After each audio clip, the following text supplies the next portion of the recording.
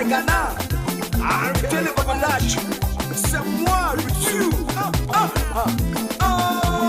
Sydney back again. Yeah. Nano Hiniba. What you say now? Squadier. Alongside Man and Morris. Babyface. What you say now? Money, Africa money, I got the chop and fuga. Wanna money, money, Africa money, I got the chop and fuga. Ile chop and nyanga, I got the chop and yafu. Wow, I got the chop and ya. Ile chop and fuga, I got the chop and nyanga. Boom, I got the chop and wow. Money, Africa money, I got the chop and go. Woman they way, rich they enjoy. I say how we go bridge yo. The gap between account and the job. I got the chop and fuga. Back manager they job. I got the chop and passa. Director they job. I got the chop and nyanga. Even pastors they chop.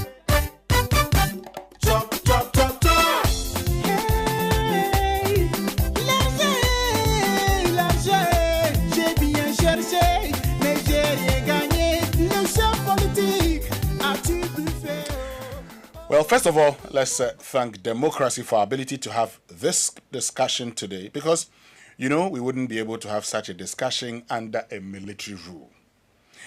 In March this year, the Public Accounts Committee of Parliament had at one of its sittings that the Auditor General had rejected a request from the Ministry of Defence to the Ministry of Finance to pay about 4.8 million for some vehicles that were never supplied to the Ministry of Defence. According to a special report of the Auditor General on the state's liabilities as at the end of December 2024, a Stores Received Advice, SRA, dated 12 October 2024 was issued by the Stores Department of the Ministry of Defence indicating receipt of the supposed vehicles. Why are we bringing this issue back? Well, the latest Government Defence Integrity Index has flagged that Ghana faces a high risk of corruption occurring in the defense sector, including at the military operations level. The Government Defense Integrity Index assesses and communicates the transparency and integrity of defense spending in 5 key risk areas. We'll bring you more on that later. But the report questions the level of transparency around defense budget and spending. We have a very engaging conversation lined up for you this morning. What are the scores for Sub-Saharan Africa? We had 17 countries that we assessed in the GDI 2025 for Sub-Saharan Africa, and those are the list of countries. But let's tend to look at this a little bit more in detail. No country falls into the very low risk category. No country scores falls into the low risk category or the moderate risk category. All the countries that we assessed, 17 of them, fall within the high risk to the critical risk category. Stay tuned for more. And so welcome once again to Corruption Watch, which is sponsored by the European Union in collaboration with our partners, the Ghana Center for Democratic Development, CDD Ghana, Transparency International Ghana, formerly Ghana Integrity Initiative, Ghana Anti-Corruption Coalition, Africa Center for International Law and Accountability, and media platforms Joy FM and Adom FM. Now, this episode of Corruption Watch is brought to you in special collaboration with Transparency International Ghana and TIDS. On this episode of Corruption Watch, we're bringing you from the source. As you may be aware, on this segment, we let you hear from the actors involved in the case or matter. And so this morning, my guest, Head of Research at Transparency International Defense and Security, Dr. Michael Ofori-Mensah. He joins us via Zoom. The Executive Director of Transparency International Ghana, Mary Awelana Ada, who also joins us via Zoom, and a criminologist and security analyst, Dr. Emmanuel Soate, who is in studio with me. So good morning, Dr. Michael Ofori-Mensah and Mary Awelana Ada, and also good morning to you, Dr. Emmanuel Soate. It's a pleasure having me. I believe you're all doing very well. Yes, I am, by God's grace, yeah. Okay. Now, I'll get to the discussion shortly, but let me just provide you with some more information on the Government Defense Integrity Index. The Government's Defense Integrity Index is a flagship initiative of Transparency International, Defense and Security. It assesses and communicates the transparency and integrity of defense spending in 5 key risk areas: political, financial, personnel, operational, and procurement. Overall, Ghana scores 33 out of 100 to obtain a D, high risk. This means that there are systemic or institutional weaknesses and vulnerabilities that make unethical and illegal practices such as corruption highly possible. The Sub-Saharan Africa component of the report studied 17 countries and found that in all of the countries, including Ghana, corruption risks are not explicitly addressed in the military doctrine. Another finding that applies to Ghana is that defense spending remains difficult to trace and scrutinize due to aggregated budgets, limited financial transparency, and restricted audit access. Transparency International Ghana, in collaboration with Transparency International Defense and Security, launched the Government Defense Integrity Index 2025 Sub-Saharan Africa Dataset and Africa Report in Accra in June this year, and delivering the keynote address, the Chief of Defense Staff, delivering the keynote address for the Chief of Defense Staff, Lieutenant General William Ejapong, at the launch of the GDI 2025 in Accra in June this year, the Director General, Human Resource and Administration of the General Headquarters of the Ghana Armed Forces, Air Commodore Thomas Nifiu Okain, said the strongest and most resilient defense institutions balance legitimate confidentiality with robust oversight and accountability. Here is an excerpt of a speech in which he responds to the findings of the Government Defense Integrity Index 2025. Secrecy alone cannot guarantee security. Indeed, the strongest and most resilient defense institutions are often those that have succeeded in balancing legitimate confidentiality with robust oversight and accountability. Transparency should therefore not be viewed as a vulnerability. If properly designed, it is a source of institutional strength. It helps deter misuse of resources, improves decision-making, strengthens public confidence, and enhances the credibility of defense institutions among both citizens and international partners. This is why efforts to improve governance frameworks, strengthen audit and procurement systems, reinforce internal controls, and promote effective oversight should be seen as investments in security. There are also investments in institutional resilience, public trust, and long-term stability. In Ghana, we recognize that this is a continuous journey rather than a final destination, and progress requires collaboration. No single institution can on its own strengthen defense integrity. Success depends upon constructive engagement between defense institutions, government ministries, parliament, oversight bodies, civil society organizations, academia, the media, and development partners, among others. Our collective aspiration should be clear: a defense sector characterized by robust procurement and audit processes, strong adherence to internal controls, effective oversight mechanisms, and meaningful engagement between defense institutions and the wider society they serve. Such an outcome would not only strengthen accountability, it would enhance operational effectiveness and contribute to broader national and regional security objectives. The Government Defense Integrity Index reminds us that these objectives are not separate ambitions. They are mutually reinforcing foundations of sustainable peace and security. Let us view it not merely as an assessment of risk, but as a call to continued reflection, partnership, and improvement. Together, we can strengthen the institutions that safeguard our nations, reinforce public confidence in those institutions, and contribute to a more secure and stable future for Ghana, West Africa, and indeed our continent. So that was the Director General, Human Resource and Administration at the General Headquarters of the Ghana Armed Forces, Air Commodore Thomas Nifiu Okain. He was speaking at the launch of GDI 2025 in Accra in June, Well, let me just remind you of my guests for this conversation. They are Head of Research at Transparency International Defense and Security, Dr. Michael Ofori-Mensah, the Executive Director of Transparency International Ghana, Mary Awelana Ada, and a criminologist and security analyst, Dr. Emmanuel Suwate. Now, before I get to, Dr. Michael Ofori-Mensah, let me just remind you that going green is not just about saving the planet. It can save you real money, so install solar panels, cut down, so that you can cut down on your power cost. Get an electric vehicle and reduce what you spend getting around. Switch to energy-efficient equipment and lower the cost of running your home or business. And the best part, Absa Bank can help you finance all of it. The Absa Green Finance Loan gives you what you need to make it happen. Walk into any Absa branch, ask about the Absa Green Finance Loan today, and say yes to a greener tomorrow. Terms and conditions apply. Absa Bank reminds you to shine your eye to avoid being scammed. Your story matters. Absa. But you've probably noticed that the lights go off when you least expect it. Plans interrupted, businesses forced to pause, and homes left in the dark at inconvenient times. Well, Translight Solar is here to help you.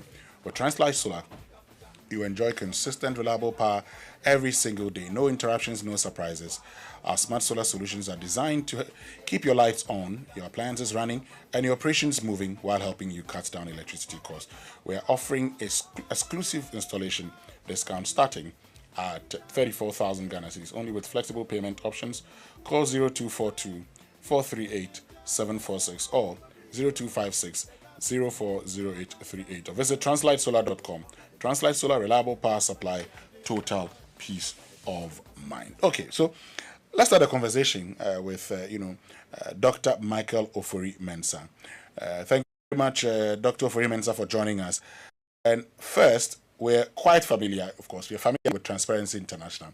However, we're not so familiar with Transparency International Defense and Security. So please tell us briefly about Transparency International Defense and Security.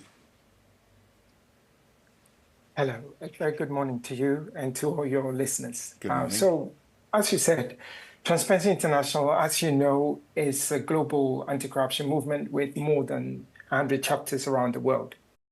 But in addition to the national chapters, the TI movement has 3 specialist programs. And these focus on sectors where corruption risks are particularly complex, have significant cross-border implications, and can have serious consequences for people and the society at large. So Transparency International, 3 programs focus on, one is mining, the other is global health, and defense and security is the third one. So TIDS, Transparency International Defense and Security, is the global and security program of Transparency International, the Transparency International movement. And it is hosted by the Transparency International chapter in the UK. Okay. It's based in London. All right. So let's come to the Government Defense Integrity Index 2025 report. What were the objectives, scope, and methodology? That's a great question. So could I just start by saying that, explaining like you've done before, or re-emphasizing that the Government Defense Integrity Index assesses the strength of institutional controls against corruption risk in national defense establishments. The index is designed to identify where institutional safeguards against corruption are strong and where they are weak. Now, it's really important that I emphasize that the GDI does not measure the amount of corruption that has actually occurred. It's about risk, assessing the risk. And the goal is to help governments identify where risks are and where reform should be prioritized.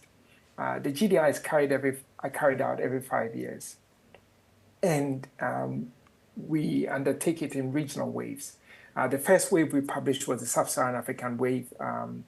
And essentially, we aim to work around those 5 risk areas of policy making, financial management, personnel management, military operations, and procurement. And just to essentially see what is working, what's the gap between rules on paper and enforcement, and move on to support governments with the necessary capacity training to resolve the gaps that we find. So in a nutshell, that's what the GDI is about, and that's what the scope is. But just let me briefly touch on the fact that it's actually premised on very robust methodology involving a country assessor who really lives and works within the country that's being assessed, undergoes a series of quality checks and peer review. And national governments are invited to review the assessments, provide their comments prior to the report being finalized. The Transparency International chapter within the country that's been assessed also contributes to the assessment by providing a review. And where governments or the chapters identify that an issue or one of the indicators or questions that have been assessed is incorrect, they provide evidence, and once that evidence stands up to scrutiny, we do amend the scores. Okay. Now, let's look at before we get to Ghana, let's look at the global picture of your findings. What are the report's most important findings globally? Right. So it's important, again, to reemphasize that the GDI, as I mentioned, is being carried out in waves. Sub-Saharan Africa is the first wave that has been released. And so the global picture is not there yet. We still have Central and Eastern Europe, MENA, Asia Pacific to release later on in this year. But so I can speak to the Sub-Saharan African findings and what does it tell us? Unfortunately, the outlook is not particularly encouraging. It tells us that defense governance, it's at a very, very critical state. We realize that several countries, 88% of the countries that we looked at, do have the necessary frameworks in place, but about only 65% of them are enforcing those frameworks for anti-corruption or risk management in the defense sector. I think this stands out very clearly.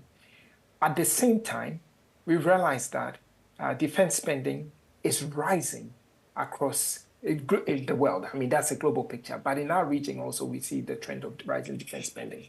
And this makes it particularly important that we pay attention to scrutiny, to oversight. The second point is the fact that transparency across the continent remains very weak. You realize that several institutions basically rely on the fact that defense is an exceptional area, and therefore it's actually shrouded in secrecy, which is not necessarily the case according to global practice. So these two findings stand out very clearly, and I think that's why key stakeholders like Transparency International Ghana, experts like my brother, Dr. Emmanuel Suarte, and others, we all need to come together to work to work towards improving the transparency aspect in defense and better oversight. So tell me what surprised you most during the research? Well, that's a great question. I would say that we are all aware of the secrecy and all, but I think what struck me the most was the implementation gap between law and practice.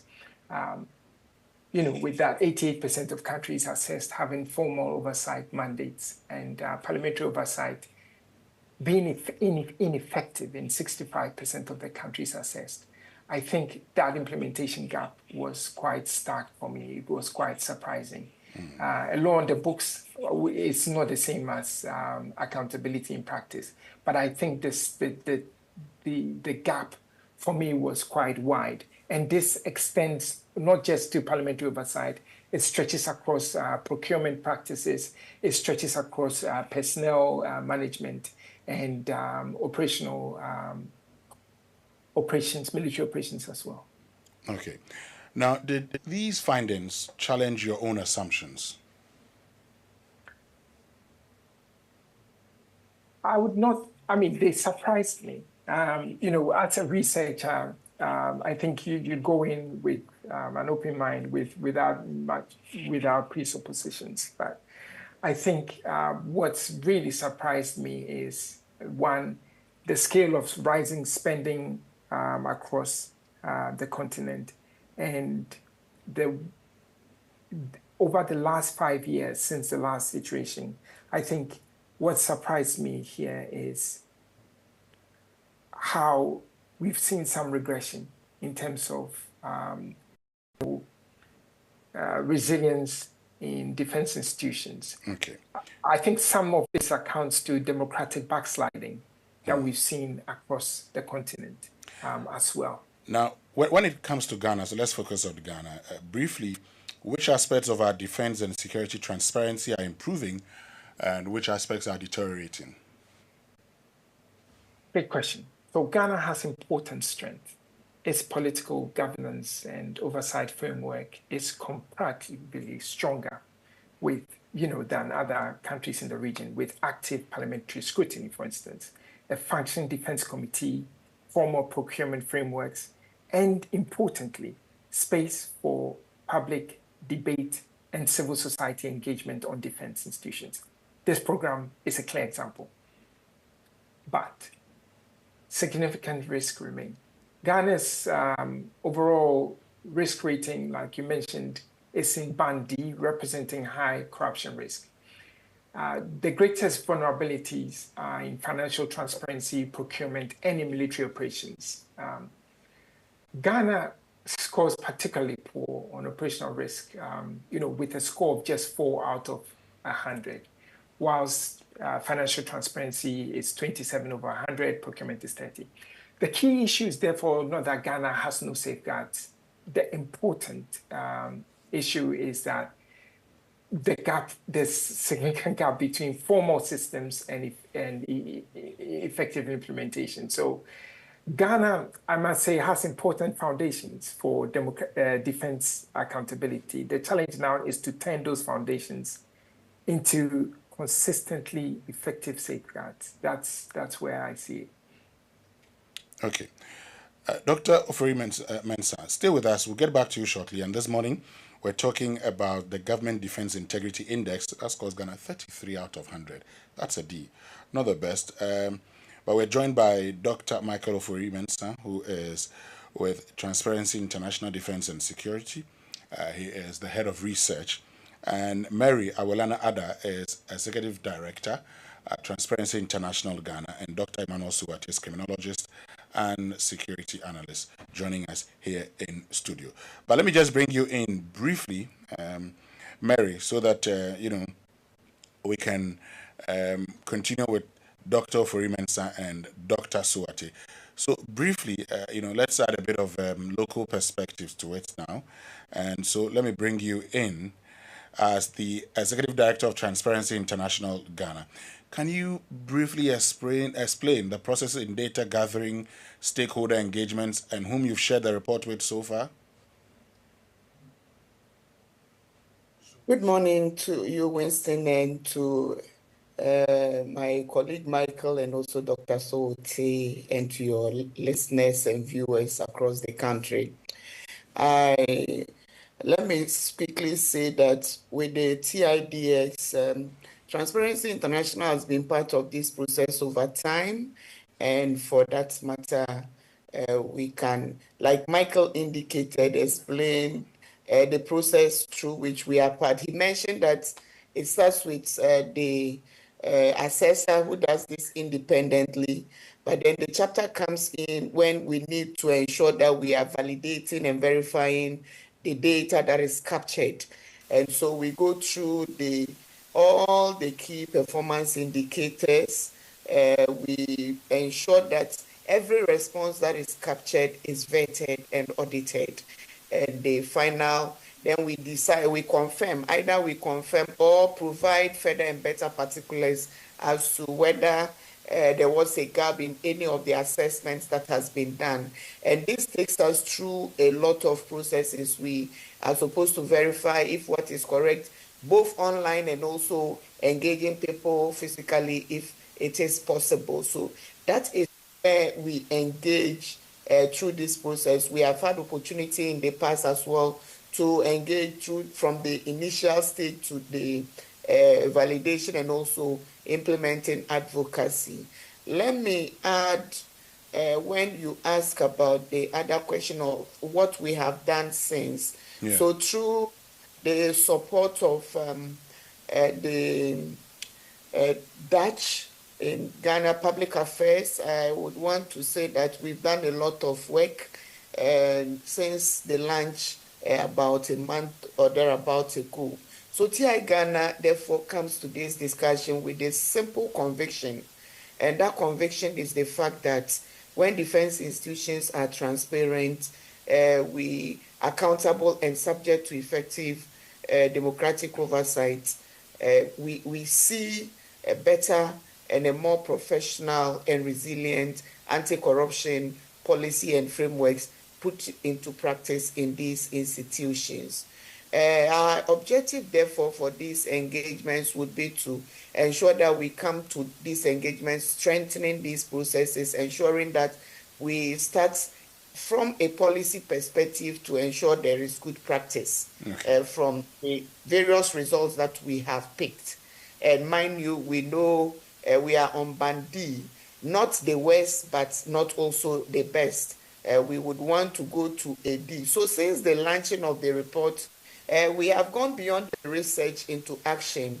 We started engaging, and you realize that we had both the ministry and also the CDS being represented at the launching. We've started those engagements with a view to ensuring that people uptake and then people understand, people begin to interrogate the report and bring attention to it, particularly focusing on the areas of procurement. We are talking about personnel, we are talking about the issues around right to information generally, because in your intro you mentioned that the Auditor General at a point brought up some issue on procurement, and I think that this time more than ever we need to interrogate these processes with the stakeholders, and we started that with the Ministry of Defense. We are also looking at the Ghana Armed Forces itself, with Parliament and other oversight bodies. But then critically with us as civil society, the media and all citizens of this country, that we need to continue to understand, because if there is no understanding of the subject, it becomes very difficult to engage in it. So from the civil society perspective, we are bringing the TIDS and the survey, the GDI particularly, into focus, getting people to understand what it is about, what it seeks to do, like Michael has done this morning, and like this platform is going to do for us today. Okay. Essentially, in these engagements, we would want to also look at what is the money that goes into these institutions used for. And if we are engaging Parliament, we need the parliamentary committees, and we are talking to them. What are some of the procurement plans, and do they align with the national budget? What are they approving? If we are talking to the Procurement Authority, how do they bring into alignment the Procurement Act, the issues around oversight, and also the secrecy within the RTI and other secrecy enactments that we have? What is the good practice and what is the best practice? So we've been asking these questions apart from just interrogating and sharing information. We want the oversight bodies to be more proactive, and we want those who are also supposed to get information to ask the needed questions to also ask them. So at the end of the day, we want, or we are working towards ensuring that wherever the Ministry of Defense and the Ghana Armed Forces stand, we see civil society also empowered enough to be able to engage. And we see us activating the RTI to get all the information we need. And we want to see at the end of the day a very proactive space, a very transparent space, which speaks to the gold standards from across the world when we talk about TIDS or the GDI which we are engaging currently. Mary, thank you very, very much for joining us. You still owe me a conversation. I'll get in touch with you after that. Please, let's do immediately after this. Thank you very much. Otherwise, I'll go away. Don't go away. After these messages, we still haven't heard from Dr. Emmanuel Suat. He'll be telling us what his overall reaction is to the report, and also we'll get some more perspectives from Dr. Michael Ofori. We'll be right back. Why settle for less? Study at a top 1% university worldwide right here in Ghana. Lancaster University Ghana is the only British branch campus in sub-Saharan Africa, offering a highly accredited UK degree in business, law, computer science, politics, and more. Same global standard, same prestigious degree, right at your doorstep. Applications are open. Visit lancaster.edu.gh. Lancaster University Ghana, a global degree at your doorstep. Charlie, everything is expensive these days. Even flight tickets are worse. My guy, stop stressing. Haven't you heard of Waka Now? Waka Now? What's that? They've got the cheapest flight deals, plus hotels, visa assistance, airport pickups, even tour packages, all in one place. Hey, like seriously? But what if I don't have all the money to pay at once? Then use Pay Small. Just pay 25% deposit now, lock your tickets, and pay the rest in easy bits before you travel. So I can book now and chill small, eh? That's it. Whether London, Dubai, Lagos, or Kumasi, Waka Now has your back. Call 0242 435 515. Follow Waka Now Ghana. Visit wakanow.com.gh. Download our app or walk into our travel centers in Accra, Kumasi, Takoradi, and Tamale. Waka Now. Let's go. From the producers of The Gods Are Not to Blame comes another classic. What? Amafa? Madam Amafa! Who asked you to shout? Sorry, sir. Did I ask you to shout? But usually if I don't shout, you get angry and say, I should shout. So must you shout so loud? Are you crazy or something? No. The first original African adaptation of William Shakespeare's The Merchant of Venice goes live as Image Bureau. April Communications and the National Theatre presents Gallina's Pound of Flesh. Live at the National Theatre. Saturday 1st, Sunday 2nd, Saturday 8th and Sunday 9th August at 4 p.m. and 8 p.m. each day. Grab a ticket now to the most hilarious theatrical masterpiece of the year for only 200 Ghana cedis at imagebureaugh.com or dial star 714 star 46 hash. Gallina's Pound of Flesh. Written and directed by George Quinn. Supported by Niplant Car Rentals, Joy FM, Hits FM, Graphic Communications Group, Joy Prime TV, and proudly brought to you by the Ghana Tourism Authority.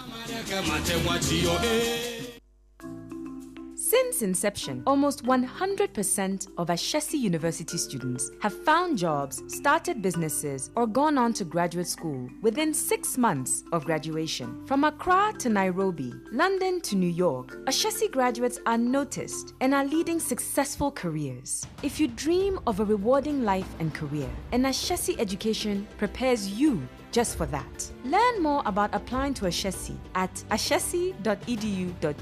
Remember, admission is ongoing. What God has prepared for this moment cannot be put into words. Greater Works 2026. Speaking, Pastor Matthew Ashimolowo, Bishop Tudor Bismarck, Bishop Mike Okonko, Pastor Paul Adefarasin, and our conference host, Pastor Mensa Otabil. Date, Monday the 3rd of August to Friday the 7th of August, 2026. Morning sessions, Tuesday to Friday. Time, 9 a.m. Evening sessions, Monday to Friday. Time, 5 p.m. each night. Venue, ICGC Christ Temple East. Special song ministrations by Joe Metal, Once More 6, Nathaniel Bassi, Dunsin Oyekan, and ICGC Mass Choirs and Dramatic Arts. Buses will be available at strategic locations across the city. For more details, visit gwcentral.org. Greater Works 2026. It's coming down.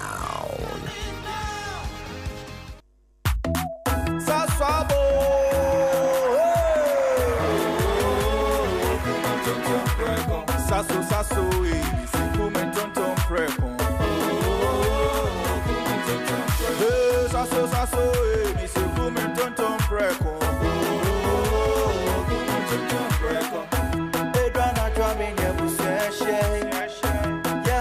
ya ne malaria. Minya me phone me sa so spray. Every mosquito start to run away. Oh, come tonton preko. Saso mi se come tonton preko.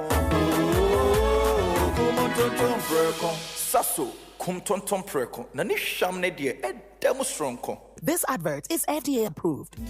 Morris, Babyface, what you say now? Money, Africa money, I got the chop on fuga fuga. Wanna money, Africa money, I got the chop on fuga fuga. Ile chop on nyanga nyanga.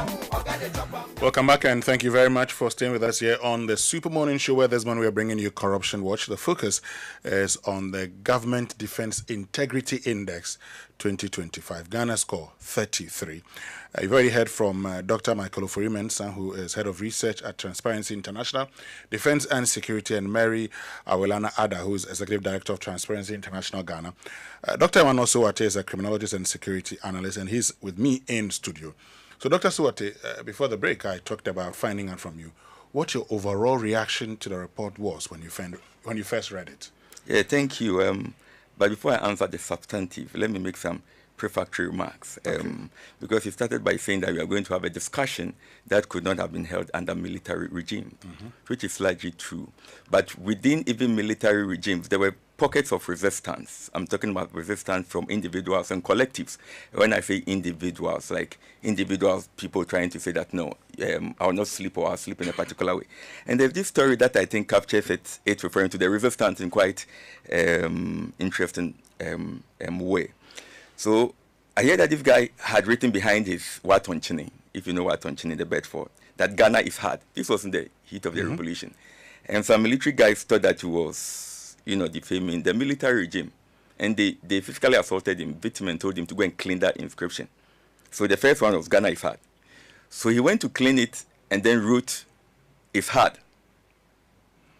Now, from Ghana is hard to is hard, is still communicating something. And that is an individual trying to resist system. Where there's power, there's resistance. And then they assaulted him again. And then do you know what he wrote? He cleaned it, and then he left on his car steel. So he had moved from Ghana is hard, he had been beaten, he changed it to is hard, and then steel. And I think that's a very nice story that shows that even in systems where people do not have power, they have alternative ways of resisting the system.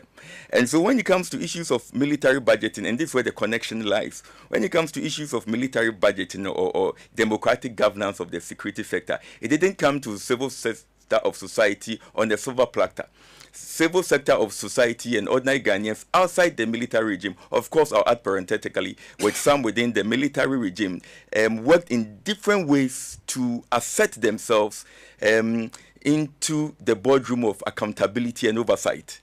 In other words, when we are talking about issues of accountability, oversight within the broader scope of security governance or military budgeting or military expenditure in particular, we should realize that people had fought long and hard for this. Now, what surprises me is the seemingly non-linear way that democratic governance usually pans out. What do I mean by that? What I mean by that is this, that you make, like sometimes you make 5 steps forward and then 3 steps backwards, and then another 7 steps and then 2 steps backwards. So, for example, when you take the First Republic, one of the most robust oversight we had in terms of military budgeting, accountability, transparency was in the First Republic. And when you read some of the Hansard, people like Modesto Sakpalu in the position were asking very tough questions about military governance and transparency. I'm talking about the First Republic, so the 62 thereabout. They were asking very good questions about oversight, accountability, explanation.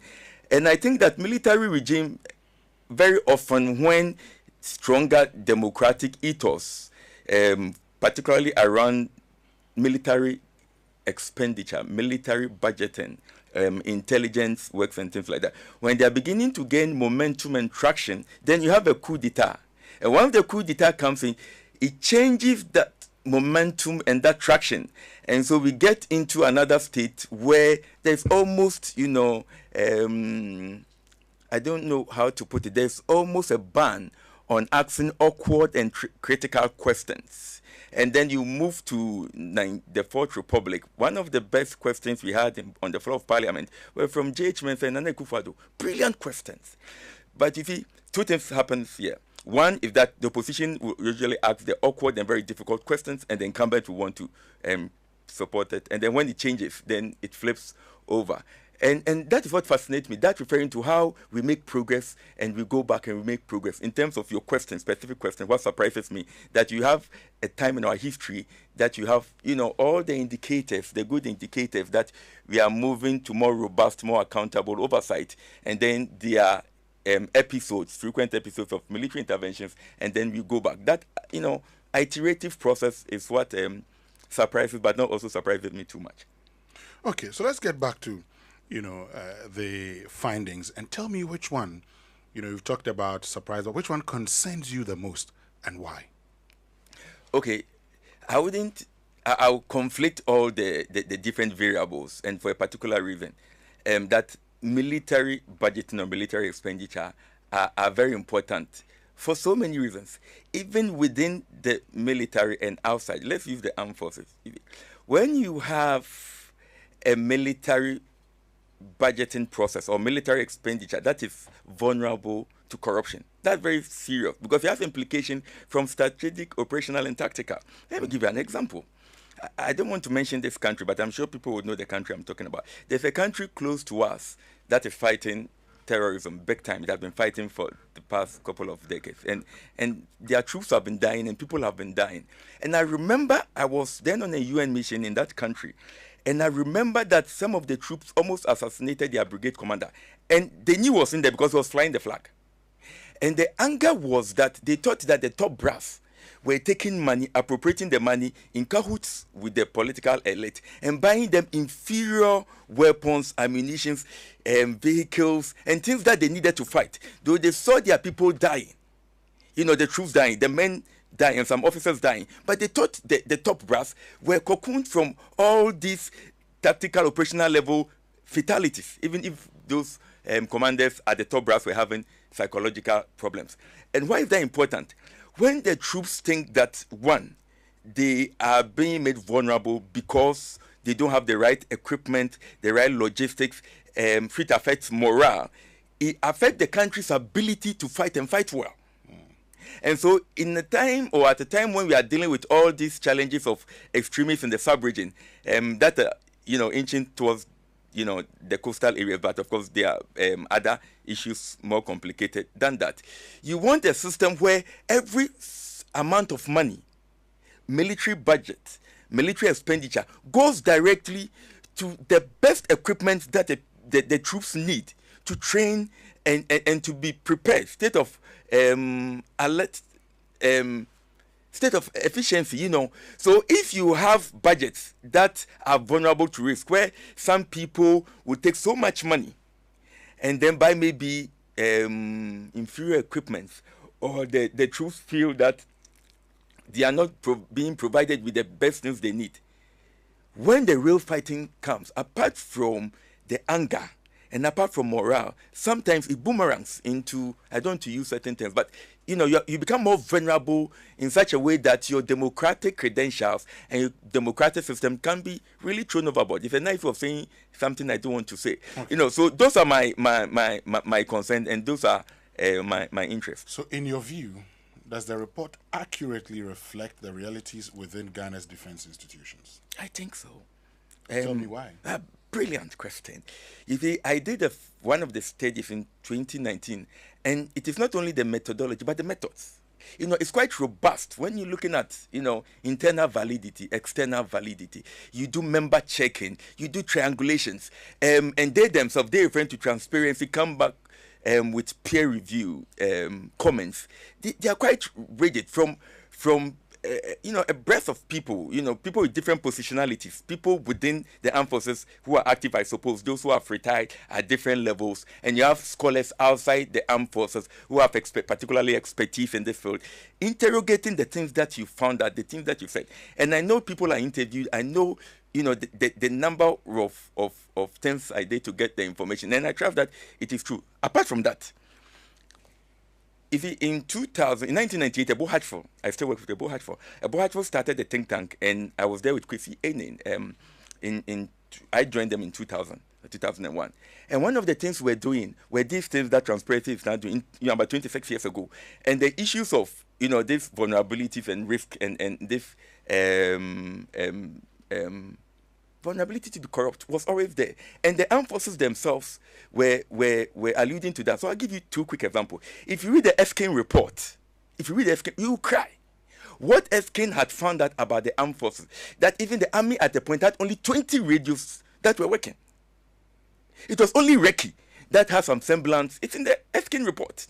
After Erskine, Peto also did something reinforcing that the state of the armed forces, when you don't have value for money and you don't put focus on the armed forces, was so difficult. In 1993, Kwesi Botwe, then speaking in Paris, was talking about how the dearth of resources that military had, and that the Ghana armed forces could not fight certain battles. Why am I giving this historical antecedent? To underscore that what Transparency was doing had been started some time ago, and that those issues are quite particularistic and also evolving. Particularistic because, of course, when you're talking about Kwesi Botwe 94, and then, in fact, I can even go back to the early and the mid-80s. If you look at the military expenditure for the armed forces, it was very, very tiny, very, very tiny. And cumulatively, two things have happened. Apart from the amount, the raw quantity, the issue also about how you spend that money also comes to play. And I think that all these historical antecedents and working in the sector for some time makes me quite positioned to understand some of these vulnerabilities. But you see, there are many who say, whether something happened in the military, well, do I really care? Why should the average Ghanaian care about integrity in the defense sector? Brilliant question. When it comes to financial integrity is just one variable, and I'll come to the details of it. The financial integrity is one variable in the whole breadth of other issues that integrity connects to. So I'll give an example. When you're talking about oversight and accountability, you're talking about dealing with issues of power, a particular type of power.